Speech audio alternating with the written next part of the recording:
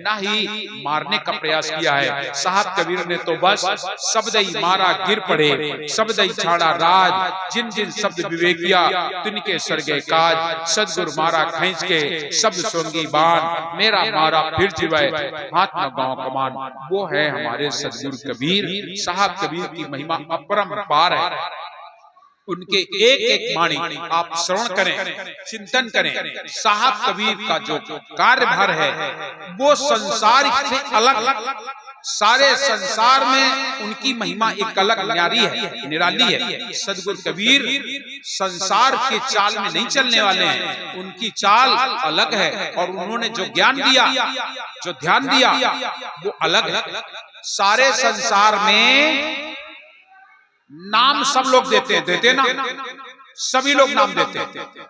साहब कबीर भी नाम देते हैं, आप लोग कहते हो नाम देते हैं, लेकिन जितने भी कबीर पंथी भाई हैं उन सबको पता होगा तुम्हें नाम कौन सा दिया गया। वो नाम किसी भगवान का नहीं है क्या? जो नाम तुम्हें दिया गया वो भगवान का नाम नहीं है, वो नाम कुछ और बतला रहा है। लेकिन आप किसी के पास जाएंगे तो वहां आपको भगवान का नाम दिया जाएगा, ईश्वर, गॉड, खुदा का नाम दिया जाएगा। लेकिन साहब कबीर ने तुम्हें नाम जो दिया है वो भगवान का नहीं है। धर्मदास साहब ने जब पद गाया, जब नाम ने मिला तो उन्होंने क्या कहा था? पायो निज नाम गले का हरवा।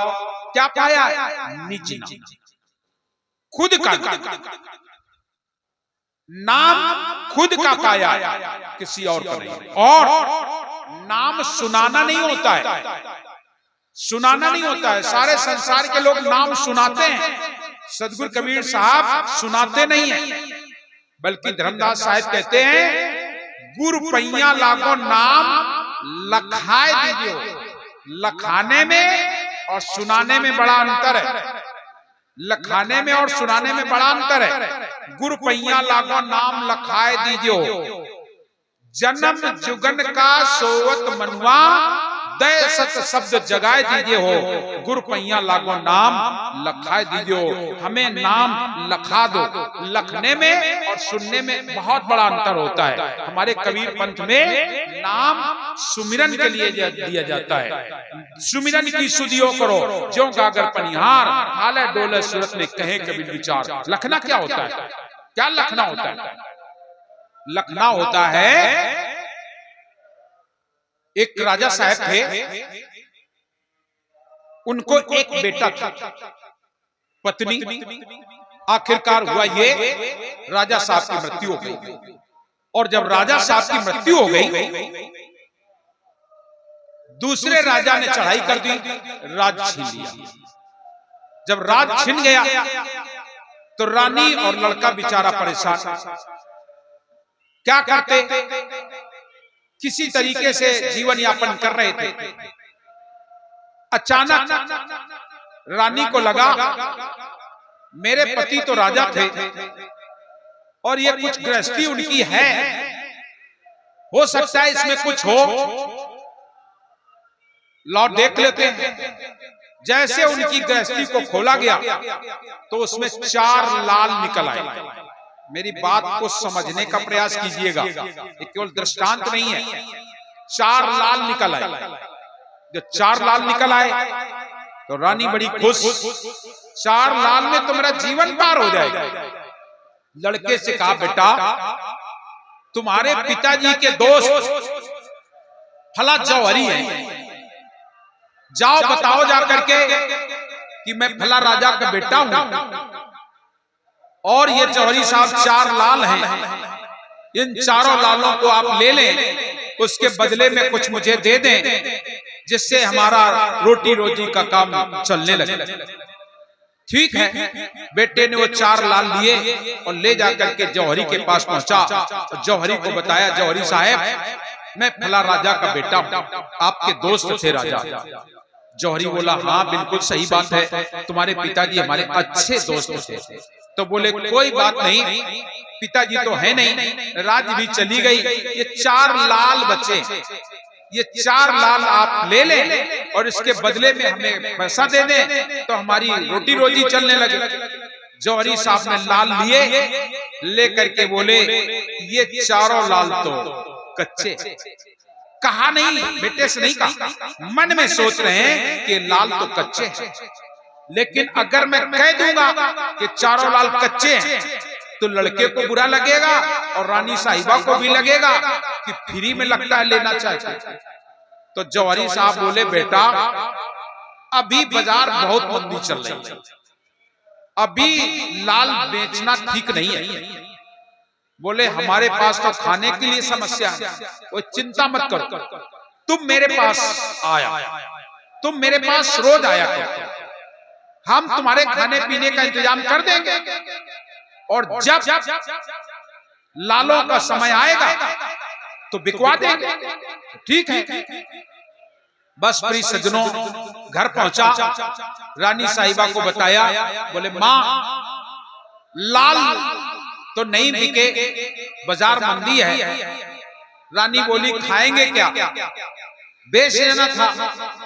बोले जौहरी साहब बोले बेचो मत, जब समय आएगा तो बिचवा दूंगा, लेकिन अभी हम तुम्हें खाने पीने का इंतजाम कर देते हैं, तुम मेरी दुकान में केवल आया करना, मेरी दुकान में काम करो, हम तुम्हें खाना देते हैं। रानी भी सोचने लगी चलो अच्छा हुआ, कम से कम हमें बैठे नौकरी मिल गई, लड़का रोज जा रहा है।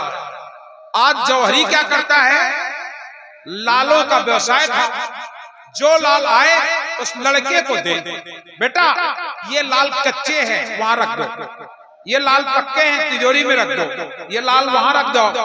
बस वो कच्चे पक्के लाल रोज हाथ में आने लगे, रोज कच्चा लाल वहां रख दो, पक्का लाल वहां रख दो, रात दिन यही काम।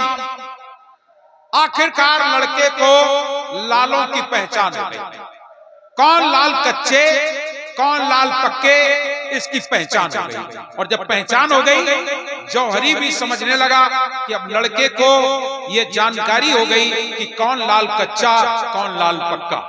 जौहरी सोचने लगा अब हम इसके लाल मंगवा लेते हैं। एक दिन जौहरी मुनीम से बोला, मुनीम जी हम कच्चे लाल भेज रहे हैं और तुम पक्के के भाव सौदा कर लेना, देखो लड़का क्या करता है। ठीक है। जौहरी साहब ने उधर से कच्चे लाल भिजवाए, आके आवाज लगाई जौहरी। जौहरी तो थे नहीं, मुनीम बोला मैं हूं, बताओ क्या बात है। बोले हम कुछ सौदा लाए। बोले लाओ हम कर लेंगे सौदा, हम तो बहुत पुराने उनके मुनीम हैं। बोले कर लोगे। बोले हाँ क्या लाए हो। बोले लाल। लाओ दिखाओ। लाल तो कच्चे थे। बोले बताओ क्या कीमत लोगे। बोले एक लाल की कीमत ₹1,00,000 लेंगे। लड़का देख रहा था, जौहरी मुनीम से बोला जरा मुझे भी दिखाओ। जैसे हाथ में रखा, लड़का बोला मुनीम जी ये लाल कच्चे हैं, ये लाल कच्चे हैं। मुनीम जो ले आज से आए दुकान में, करो लाल कच्चे हैं, हम इतने दिनों से आ रहे हैं, ये लाल पक्के हैं मैं खरीदता हूं। लड़का बोला हो सकता मेरे से गलती हो रही हो, फिर दिखाओ। फिर दिखा दिए, फिर उसने देखा, फिर बोला मुनीम जी ये लाल कच्चे हैं मत खरीदो, घाटे का सौदा है। मुनीम जी ने फिर डांट दिया, नहीं नहीं पक्के हैं लाल। बोलो तुम सौदा करोगे। हाँ करेंगे। लड़के ने फिर समझाया, मुनीम जी ये सौदा घाटे की है मत करो, ये लाल कच्चे हैं बिल्कुल कच्चे, लेकिन पक्के के भाव सौदा हो गई। थोड़ी देर में आ गए जौहरी साहब। मुनीम जी बोले जौहरी मैंने एक सौदा खरीद ली है। लड़का बोला हाँ देख लो।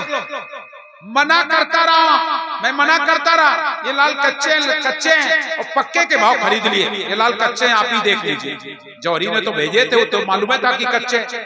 जौहरी बोला बेटा तुम्हारे लालों का समय आ गया, तुम्हारे जो लाल है उनका समय आ गया, बहुत महंगे हैं इस समय, ले आओ अपने लाल। दौड़ करके गया माँ के पास, माँ से कहा माँ अब लाल दो, आज समय है। जैसे माता जी ने वो लाल निकाले, लड़के को दिए, लड़के को जैसे दिए, लड़के ने जैसे लाल हाथ में पकड़े, लड़का तुरंत बोल गया माँ ये तो लाल कच्चे हैं, ये लाल कच्चे कच्चे। बोले हाँ। खाली हाथ लड़का आ गया, और जब खाली हाथ लड़का आ गया जौहरी साहब बोले क्यों बेटा ले आए लाल? बोले जौहरी साहब वो तो लाल कच्चे हैं, वो तो लाल कच्चे हैं। बोले बेटा अगर यही बात हम उस दिन कहते, यही बात हम उस दिन कहते तो तुम और तुम्हारी माता जी यही कहते कि फ्री में लेना चाहते हो। आज तुमने अपने लालों को कच्चा सिद्ध कर दिया, आज तुम्हें ही मालूम हो गया कि तुम्हारे लाल कच्चे हैं। बात समझ रहे हो? इस संसार में चार लाल हैं, चार, अर्थ धर्म काम और मोक्ष, ये चार तुलसी बाबा रामचरित मानस में लिखते हैं। सकल पदार्थ है जगमाही और कर्महीन नर पावत नाही, यही चार के लिए लिख रहे। सकल पदार्थ है जगमाही, कर्महीन नर पावत नहीं, और ये है अर्थ धर्म काम और मोक्ष। और ये चारों पदार्थ हमेशा परिवर्तनीय होता है। किसी से भी पूछ लीजिएगा, पढ़े लिखे बच्चे से पूछ लो, पदार्थ हमेशा परिवर्तनीय होता है। और ये पदार्थ है चारों, ये परिवर्तनीय है। मोक्ष भी स्थायी सुख नहीं है। भगवान श्री कृष्ण गीता में साफ कह रहे हैं, त्रेतम भक्त्वा स्वर्ग लोक विशालम छिन्ने पुण्य मृत्यु लोक विशांति।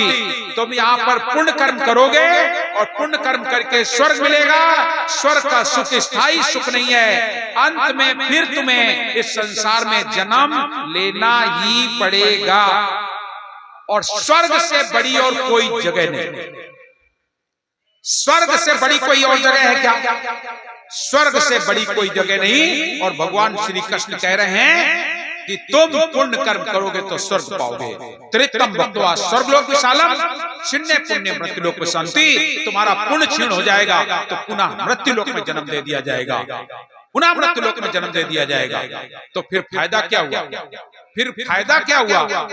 साहब कबीर इसी बात को तो कह रहे हैं, नाक में दम हो गई बार बार मरते मरते, बार बार जन्मे बार बार मरे, बार बार जन्मे बार बार मरे। अरे एक बार ऐसा मर जाओ, मरण मरण सब कोई कहे पर मरण न चीने कोई, और एक बार ऐसा मरे कि फिर मरना कोई। और वो मरना साहब सिखा रहे हैं, सत्य का नाम लेकर जो मर जाएंगे, सत्य का नाम लेकर जो मर जाएंगे, वो अमर नाम दुनिया में कर जाएंगे। ये न पूछो कि मर कर किधर जाएंगे, वो जिधर भेज देगा उधर जाएंगे। बात मानो न मानो खुशी आपकी, हम मुसाफिर हैं कल अपने घर जाएंगे। सत्य का नाम लेकर जो मर जाएंगे, वो अमर नाम दुनिया में कर जाएंगे।